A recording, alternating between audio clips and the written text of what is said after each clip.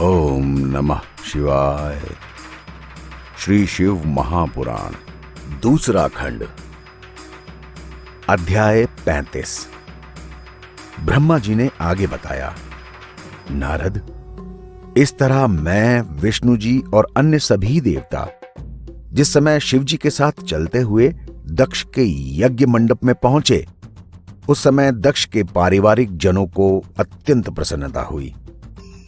इसके बाद शिव जी की आज्ञा अनुसार सारे काम किए गए। जब दक्ष के शरीर पर बकरे का सर लगाया गया तो वो जीवित होकर इस तरह उठ खड़ा हुआ जैसे मानो अभी सो के उठा हो। शिव जी के दर्शन प्राप्त करके वो उनके चरणों में गिर पड़ा। उस समय उसने बकरे की ही बोली से शिव जी की स्तुति की। हार्दिक प्रेम का सम्मिश्रण होने के कारण वो स्थिति परम पुनीत और सुंदर बनी। दक्ष ने कहा, हे प्रभु, आपके आदि और अंत को कोई नहीं जान पाया, इसलिए आपने मुझे दंड देके ब्रह्म ज्ञान कराया। ये आपकी मुझ पर अत्यंत कृपा है। मैंने अपने अज्ञानता और मूर्खता के वशीभूत होकर आपको नहीं पहचाना और आपकी बहुत निंदा की। इसलिए अब आप कृपा पूर्वक मुझे अपनी भक्ति का वर दें। दक्ष की बात सुनने के बाद विष्णु जी ने कहा, हे प्रभु, आपका यश अमृत के समुद्र के समान शुद्ध, शीतल और फलदायक है।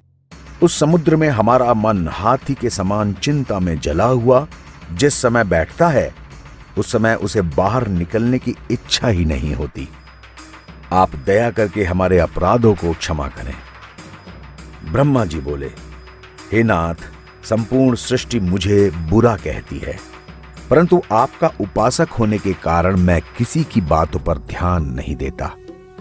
ऋतिज्व ने भी प्रार्थना की, हे प्रभु, हम आपको न पहचान पाने के कारण शोक और चिंता में पड़े हुए हैं। आपका तेज और प्रकाश अत्यंत सुंदर है, इसलिए हम आपको सहस्त्रों बार प्रणाम करते हैं।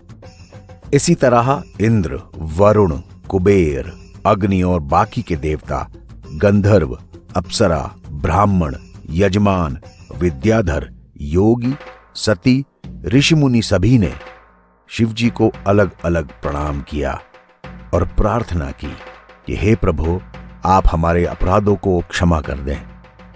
आप संपूर्ण सृष्टि के स्वामी हैं, सबको उत्पन्न करने वाले हैं, सबका पालन करने वाले हैं और सबका नाश करने वाले भी हैं। इसलिए हमारे दोषों पर विचार न करते हुए हमें अभय दान दें।